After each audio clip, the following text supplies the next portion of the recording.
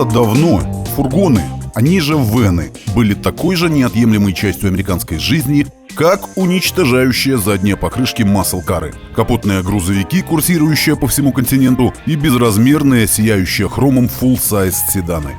Те дни давно прошли, однако и сегодня на фургонах продолжают возить продукты и стройматериалы, на них путешествуют, в них живут. А количеству этих машин на всевозможных тематических слетах все еще могут позавидовать многие прочие направления в автомобильной культуре нового света.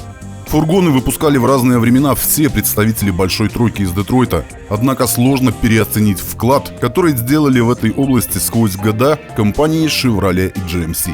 Сегодня речь пойдет о продукции концерна General Motors, который с 60-х годов и по наши дни навыпускал такое изобилие разнообразных моделей, комплектаций и кузовов, что разобраться в этом с наскока получится вряд ли. Но, по крайней мере, хотя бы попробовать можно.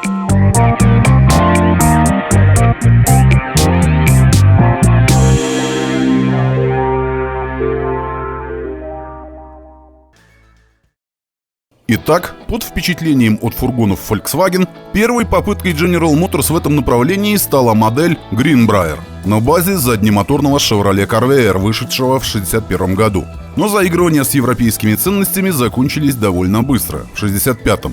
Но за год до этого свет увидела первая разработанная специально для фургонов платформа под названием G-серия, которая не имеет никакого отношения к знаменитой джемовской архитектуре G-Body, долгое время использовавшейся на среднеразмерных легковых автомобилях.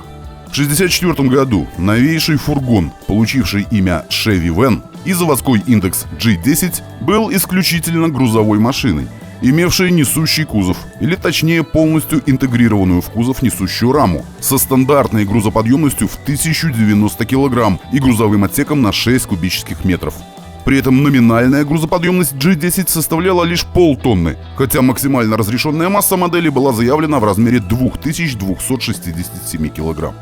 Опционально предлагалась усиленная задняя ось, благодаря чему фактическая грузоподъемность возрастала до 1300 кг. G10 с единственно доступной 228-сантиметровой колесной базой имел как бы среднемоторную компоновку. Двигатель находился между передними сиденьями со смещением в сторону задней оси. В 1964-м двигателей предлагалось два. Рядные шестерки на 90 либо 120 лошадей, в стандарте доступные с трехступенчатой механикой. Однако в качестве опции предлагался и двускоростной автомат, что весьма логично, поскольку даже в контексте максимально утилитарной техники американцы во все времена ценили комфорт в транспортном средстве, и намеренно лишать их базовых функций, отвечающих за этот самый комфорт, было бы равносильно проигранной конкуренции с Dodge и Ford. Интересно, что в базе грузовой Chevy Van предлагался только с одним водительским сиденьем.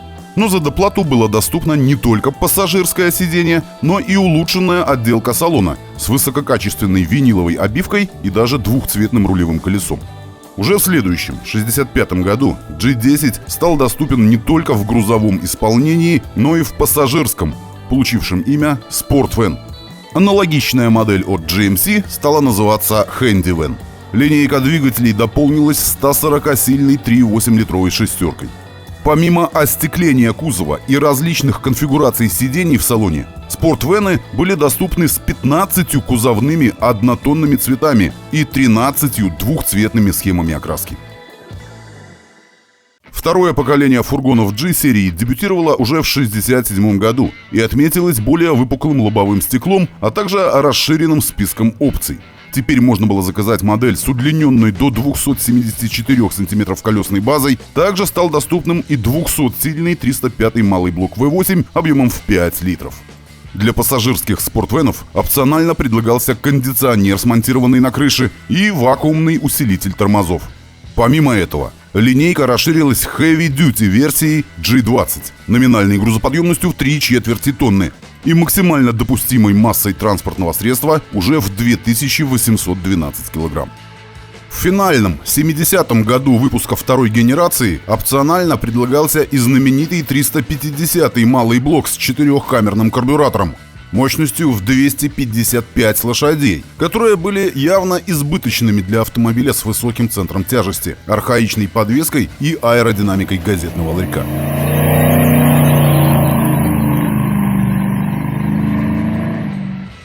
1971 году стартовало третье поколение пассажирских венов от General Motors, продержавшееся на конвейере вплоть до 1995-го. Машины сильно раздались в габаритах по всем измерениям, а клиент теперь мог выбирать между тремя вариантами колесной базы – в 279, 317 и все 370 сантиметров. Несмотря на то, что фактически кузов был несущим, а точнее рама была интегрирована с будкой, агрегатная база и подвеска была унифицирована с пикапами серии CK. Также компоновка стала привычно переднемоторной. На фургонах появился миниатюрный капот для обслуживания двигателя в ежедневном режиме, а съемный колпак в салоне между передними сиденьями позволял получить более широкий доступ к силовой установке. Дизайн также изменился в соответствии с тенденциями и напоминал все те же пикапы серии CK второго и третьего поколений в зависимости от года выпуска. Линейка двигателей для Chevy венов и спорт-венов и их коллег из GMC существенно расширилась, вобрав в себя несколько двигателей от 4,1-литровой рядной шестерки до 5,7-литрового V8. В 1976 году стал доступен и 400-й малый блок объемом в 6,6 литра, а в 1982 появился тяговитый 6,2-литровый 8-цилиндровый дизель для тех, кто желал возить солидные грузы, либо же предпочитал путешествовать с прицепом.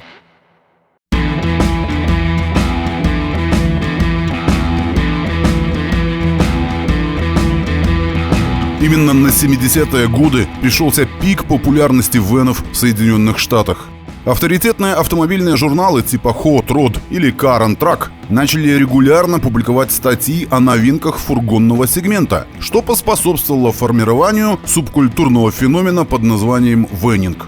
Клубы любителей венинга начали расти как грибы после дождя, и уже в 1973 году в Колорадо состоялся первый национальный слет под названием National Truck In, куда приехали около 1000 любителей венинга со всей Америки.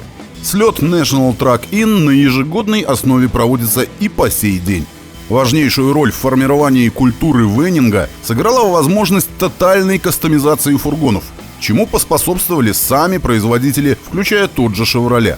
Они предлагали к покупке так называемые конверсионные вены – абсолютно пустые фургоны, по сути заготовки, которые покупатели везли в приглянувшееся ателье, где заказывали особенную, соответствующую своим запросам спецификацию.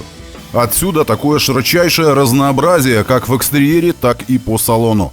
Клиент мог выбрать любую конфигурацию бокового остекления и покраску кузова, в том числе высокохудожественную, если можно так выразиться.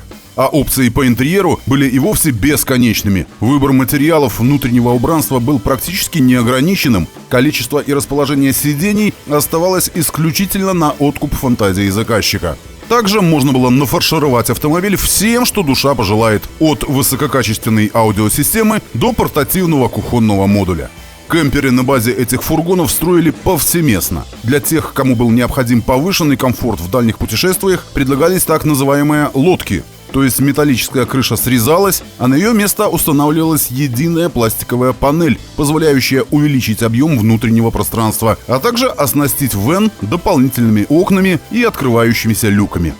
Периодически General Motors кооперировалась со сторонними компаниями для создания специзданий своих автомобилей и венов в том числе. Так, в 1976 году, к 200-летию подписания Декларации независимости США, в количестве 500 экземпляров был выпущен вен GMC Freedom 76. Конверсией модели занималась компания Leisure and Recreational Products из Висконсина, специалисты которой не только нанесли на кузов, скажем так, патриотический декор и установили боковые выхлопные трубы, но также оснастили машину роскошным салоном с телевизором и кассетной стереосистемой. Фургон также оснащался регулируемой рулевой колонкой, круиз-контролем, кондиционером и электронным горном, из которого вместо обычного бип-бип транслировалась музыка. В движение Freedom 76 приводился 350-м малым блоком мощностью в 175 лошадиных сил. В 1984 году корпорация Chrysler вывела на рынок новые, ставшие весьма популярными модели Dodge Caravan и Plymouth Voyager, познакомив американцев с доселе невиданным типом транспорта – минивенами. И уже в 1985-м General Motors выдала свой ответ, также в двух вариантах – Chevrolet Astro и GMC Safari. В отличие от конкурентов из Chrysler Corporation, сделавших ставку на передний привод, в основе новинок от GM лежала агрегатная база пикапа S10 с одним лишь отличием. Кузов оставался несущим, а силовая установка и передняя подвеска висели на отдельном подрамнике, который крепился к кузову посредством болтового соединения. На выбор предлагались два двигателя: 2,5-литровая рядная четверка мощностью в 98 конников и 4,3-литровый V6 отдачей в 165 сил в карбюраторном варианте и все 200 лошадей в версии с моновпрыском TBI, появившейся несколькими годами позже. В 1990 году также вышла полноприводная версия минивэна, которая позволяла куда увереннее чувствовать себя на зимних дорогах и на грунте. А спустя 2 года появились и опциональные трехстворчатые двери на корме, что добавляло определенного комфорта во время загрузки багажного отсека. В 1995 году вышло второе поколение Astro, которое отличалось от первого по большей части лишь внешностью, а также системами безопасности, такими как пассажирский аэрбэг или опциональные дисковые тормоза на всех 4 колесах. Тем временем полноразмерные вэны третьего поколения G-серии, впервые появившиеся, напомню, еще в 1971 году, потихоньку эволюционировали. Выбор заводских опций с лихвой покрывал любые запросы и был способен удовлетворить нужды даже самого требовательного клиента. А многочисленные конторы, занимающиеся конверсиями, уж точно бы закрыли все потребности. Будь то рефрижератор для перевозки свиных туш или же комфортабельный кемпер для семейных вояжей по стране. На излете производства в середине 90-х, под стать тенденциям, в базе все машины стали оснащаться системой ABS и подушками безопасности, правда только со стороны водителя. Лишь в 1996 году на смену целиком и полностью устаревшим фургонам G-серии пришли новые модели вэнов – Chevrolet Express и GMC Savannah, предложенные в 3 вариантах – грузовом, пассажирском и так называемом кэб-шасси, который представлял собой своеобразный полуфабрикат с кабиной на голой раме. Помимо внешних изменений, в соответствии с современными веяниями в дизайне, основные различия с предшественниками заключались в стремлении увеличить уровень комфорта для пассажиров и водителя. На протяжении всего времени существования модели линейка двигателей бесконечно расширялась. От рядной дизельной 2,8-литровой четверки Duramax до совершенно монструозного 345-сильного бензинового V8 объемом 8,1 литра, появившегося в 2001 году. С завода Express и Savannah были доступны с длинными колесными базами на 343 либо 394 сантиметра. Короткая 282-сантиметровая база осталась доступной только для минивэнов Astro и Safari. В целом, несмотря на то, что классическая G-серия разделилась на 2 направления, суть осталась той же. Клиент получал фургон под свои собственные задачи. И если младшая модель осталась семейным автомобилем для города, то старшая по-прежнему подразумевала любое использование. От рабочей лошади по доставке продуктов в сетевые супермаркеты до максимально комфортабельного мобильного офиса с бесконечным списком опций.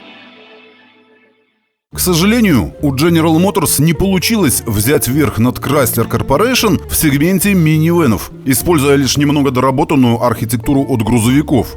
И тогда корпорация решила пойти на второй круг с той же самой идеей, крепко ее переосмыслив. Так, еще в 1990 году мир увидел Chevrolet Lumina APV. Несмотря на то, что новинка попадала в ту же рыночную нишу, где действовали Astro и Safari, в базе лежала модульная переднеприводная платформа U-Body, на которой выпускался целый ряд легковых автомобилей, от Lumina Z34 Coupe до Lumina Евроседан. Примечательным является то, что в основе автомобиля лежала пространственная рама из стали, а внешние панели были выполнены из стеклопластика. Эта технология была отработана еще на Pontiac Fiero, о котором, кстати говоря, на нашем канале уже был выпуск, и отлично себя зарекомендовала с точки зрения эксплуатационных характеристик. Линейка двигателей состояла из V-образных шестерок, объемом от скромных 3,1 до 3,8 литров мощностью в 170 лошадиных сил, которые сделали модель самым мощным минивэном из всех выпускавшихся в первой половине 90-х. Тем не менее, составить конкуренцию Chrysler Corporation не получилось вновь. И в 1996 году производство было свернуто, а завод в Тарритауне, где собирались эти машины, был определен под снос. Следующей попыткой стал Chevrolet Venture, который имел классический стальной кузов без всяких стеклопластиковых технологий и продавался вплоть до 2005 года с переменным успехом. Впрочем, и эта попытка GM откусить свой кусок рынка минивэнов также не стала успешной. Несмотря на то, что маркетологи Chrysler не просто успешно торговали данной концепцией на протяжении десятилетий, но сама корпорация во многом именно благодаря минивэнам осталась на плаву на стыке 80-х и 90-х годов. Такова краткая история фургонов от General Motors. От невероятно популярных и по сей день классических венов G-серии 70-80-х годов до финансово провальных попыток побороться за место под солнцем в сегменте минивенов. Но, по крайней мере, полноразмерные вены Chevrolet Express и GMC Savana выпускаются и сегодня и пользуются хоть и относительно небольшим, но вполне устойчивым спросом. За последние 4 года, с 20 по 23 включительно, фургоны GMC разошлись тиражом около 90 тысяч экземпляров, тогда как Экспресс продавался гораздо веселее. За те же 4 года было реализовано более 200 тысяч единиц.